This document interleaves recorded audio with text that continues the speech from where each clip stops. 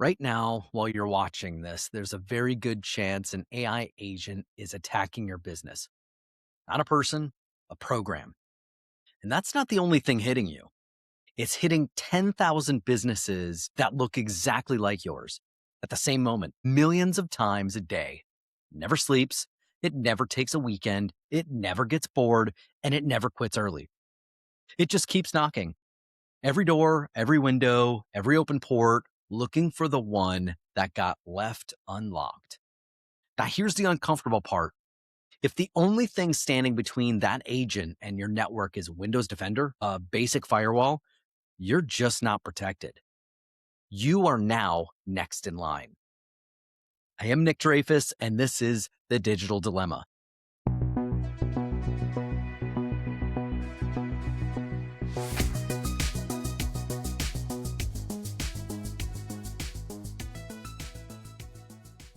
Today, we're talking about why AI just changed the entire math of getting hacked. Why the same attacks hitting the Fortune 500 are hitting you right now exactly the same way.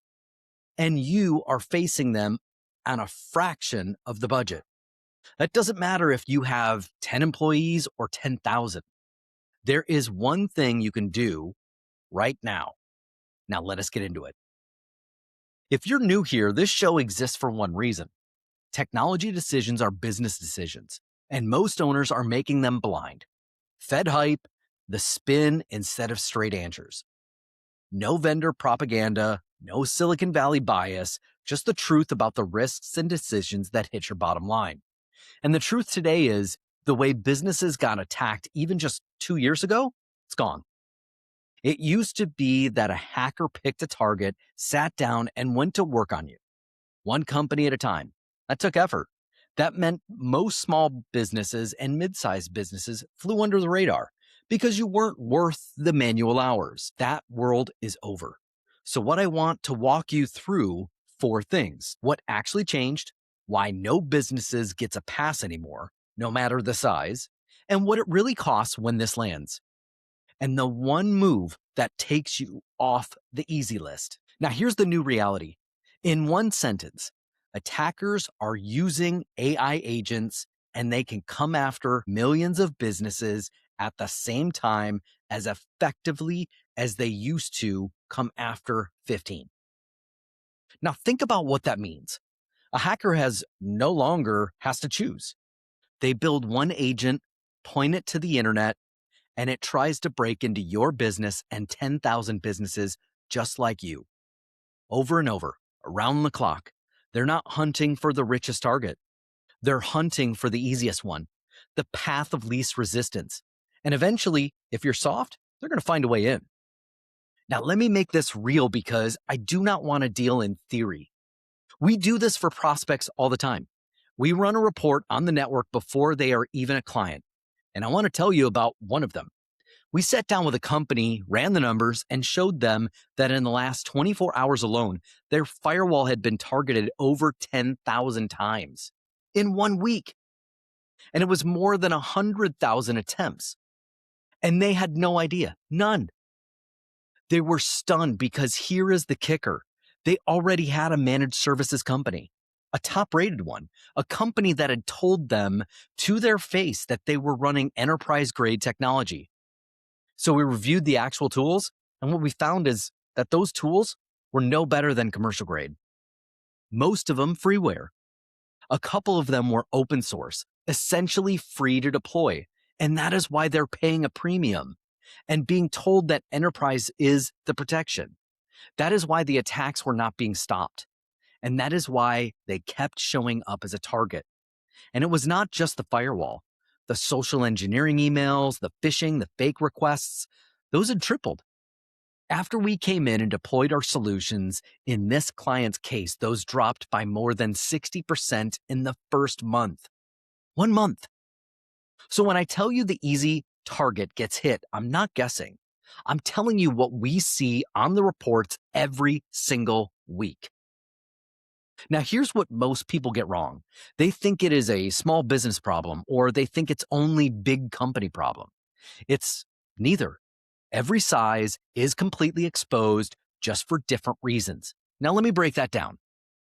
Let's start with enterprise. 10,000 users, a real budget, real protocols. They actually do have more protection. But here's what beats them: sheer numbers. When you have 10,000 people, eventually one of them buys the Amazon gift cards because the CEO emailed and asked. Except the CEO never emailed. It was a spoof. Almost every large company has been through some version of this. And that is exactly why they run targeted training for anyone who can cut a check or move money. Size doesn't save you. It just changes which crack they slip through. Now, the midsize company. This is the one that gets hit hardest the most. And it's the most unfair. They usually cannot afford true enterprise grade technology. So yes, they have a few more protections than maybe a small shop, but there are still far fewer roadblocks than a real enterprise has. And the gaps, those are the quiet ones. The old CFO who left 2 years ago and never got removed from the systems, banking, the credentials that got exposed when someone unrelated site like a LinkedIn or a Netflix, some other third party got breached, and your person reused that same username and password on the company bank login. Nobody deleted the old user, nobody changed the password, and the door is open because maybe IT wasn't handling it. Maybe it was the accounting team and they forgot to remove them. The agent doesn't not have to be clever. It just has to be patient. And then the small business. Most of them are running free technology. So the barrier is just get in as low as it looks. There's no secret protection back there. There's no free tool and hope. And underneath all of it is the same engine. The attacker is using agents.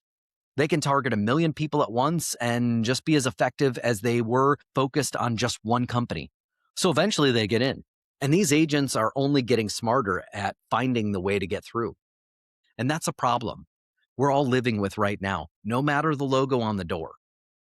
The real problem we see too with this is even if they do get into a small business and you say you could care less about your data, the problem with that thinking is they don't care about your data either.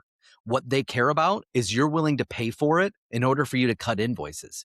If someone were to completely delete your entire database, including your third-party software that's already installed, you have to reinstall it. You have to import all of your contacts.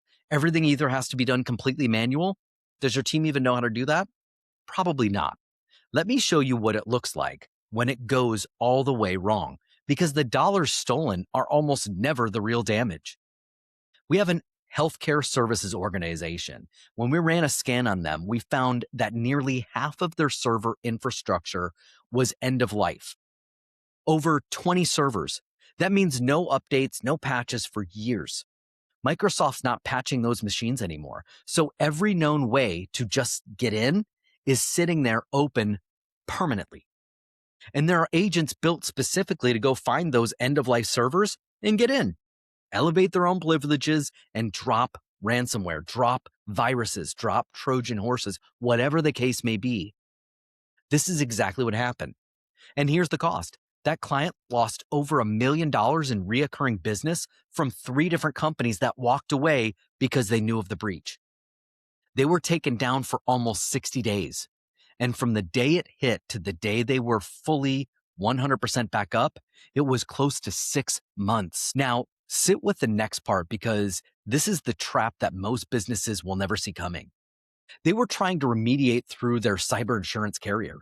And that carrier had strict rules about exactly how the work had to be done and who was allowed to do it. So they would not let us come in and fix it faster. They got a payout in the end, but it did not matter. They lost over $1 million in reoccurring revenue they may never get back because the trust is gone. By the time the policy let them get whole, they had been crippled for half a year. That's the real cost. Not just the ransom, the contracts, the reputation, the trust spent 10 years building, gone in 1 quarter. A policy that was supposed to save them actually slowed the rescue down. Hold on to that because we're going to come back to that too. Now let us talk about what real protection actually looks like because this is where the whole thing turns. Here's the fundamental difference. Most managed services providers deploy commercial or free tools, and then they expect their people to do all the heavy lifting by hand. The automation is basic. The engineers burn their days confirming patches, checking antivirus, and digging through a mountain of false positives, and the error rate on that is not very good. Most of these organizations are paying these engineers 6 figures plus to check patches, to check updates. This is the worst of the worst job that no IT person enjoys actually doing, but definitely needs to get done and is very important. But to have someone there to help you, there's a better way. What we do is different by design.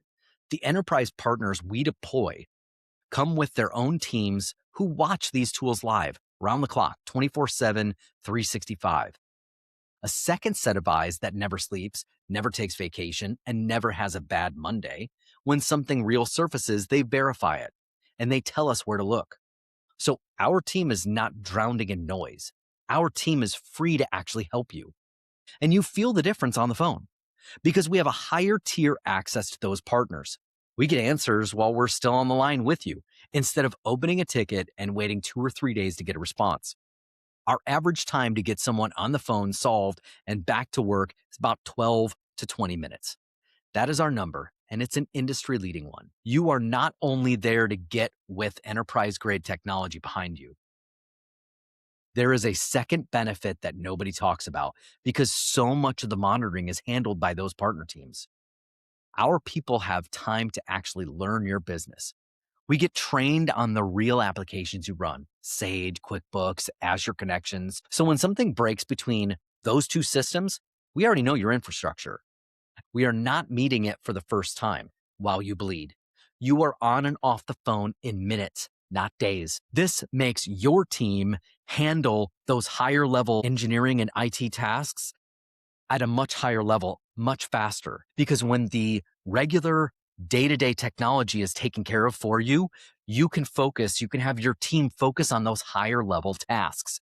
This is what you're paying them for. 6-figure engineers do not want to answer password reset calls. I can't work in Excel. I can't find this file. That is typically a waste of their time.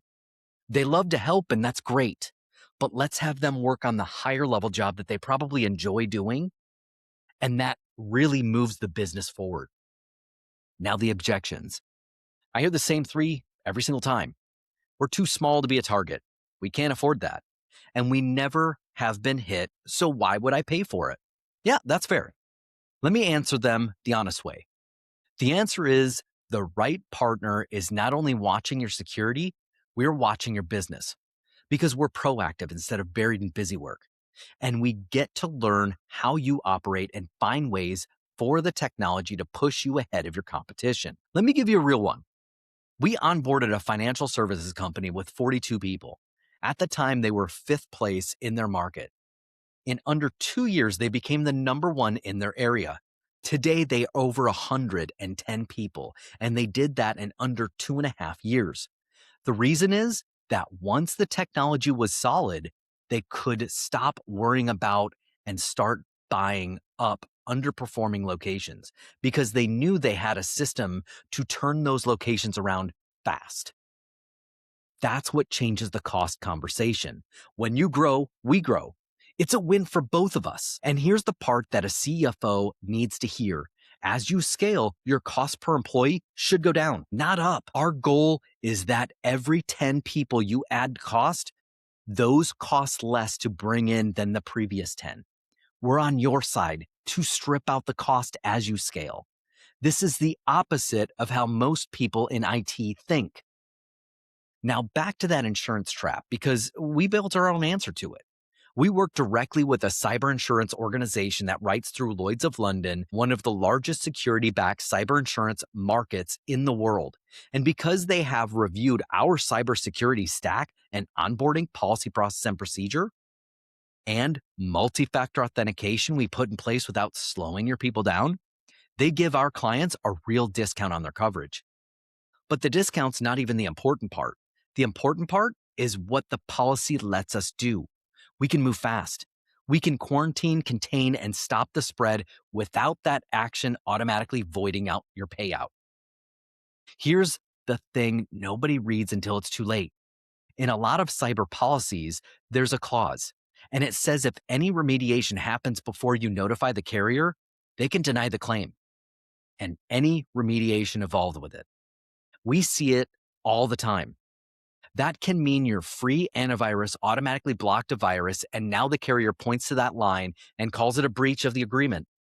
We've seen companies that should have collected $300,000, $500,000, and get nothing, or a very insignificant portion because something acted before the phone call.